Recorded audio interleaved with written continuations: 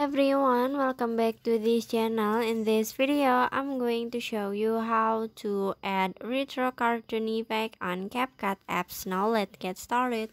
First, open your CapCut apps and add the photo or the video that you want to edit.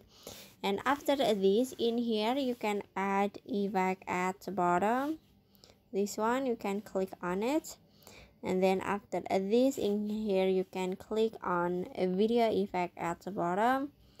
And then now you can swipe until you can see a comic, this one. So you just click on it, and after this, in here you can click on the retro cartoon, and after this you can click a check icon, this one. And now you can set the effect until the end of the video and finish. So that's how to add retro cartoon effect on CapCut apps. I hope you found this video to be helpful. If you enjoy YouTube content, please consider like, comment, and subscribe down below. Bye bye.